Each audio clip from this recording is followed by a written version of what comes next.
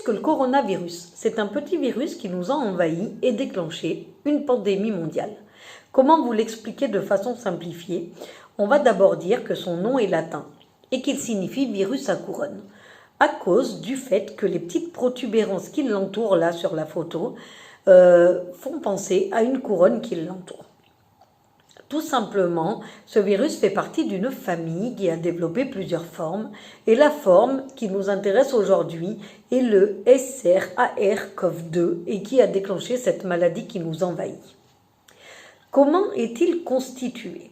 Dans un premier temps, il faut savoir qu'il est constitué d'une capsule, d'une capside plus exactement, qui contient l'ARN en vert, la capside étant la partie violette. Cette capside est entourée d'une nucléocapside qui est une membrane formée de protéines N. Cette membrane est elle-même entourée d'une enveloppe formée de protéines E et d'une membrane formée de protéines M. Et les petites protubérances sont, elles, formées de protéines S. Voilà pour la constitution. Sa transmission se fait d'homme à homme en contact direct avec quelqu'un de malade ou encore en touchant une surface infectée ou par voie aérienne, par exemple avec les postillons que l'on s'envoie sans s'en rendre compte. Il faut savoir qu'il a été découvert en Chine en 2019, à Wuhan exactement, et qu'au début on pensait que c'était le pangolin qui nous l'avait transmis, ce charmant petit animal.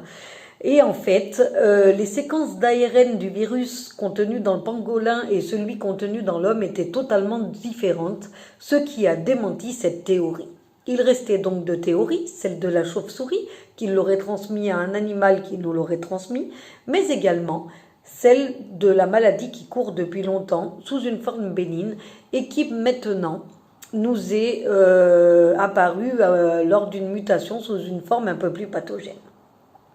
Donc ça, c'est pour le mode de transmission. Nous allons maintenant voir que la contagion dure environ 14 jours. Attention, les chiffres que je vous donne sont des moyennes. Il ne faut pas en tenir compte si le virus est plus long ou si la forme est plus grave. Au bout de 5 à 8 jours, nous sommes contagieux, sachant qu'à partir du 7e jour, cette contagion diminue et qu'à partir du 10e jour, elle est plus limitée. Comment le virus s'intègre-t-il dans notre corps et nous infecte-t-il? C'est tout simple. Il va rentrer par le nez ou la bouche, arriver dans les cellules à l'aide d'une protéine. Dans cette cellule, il va se dupliquer et il va aller infecter les autres cellules en provoquant une production de lymphocytes T. Notre corps, lui, va répondre d'une manière assez banale en fait, en produisant des cytokines qui sont des protéines anti-inflammatoires.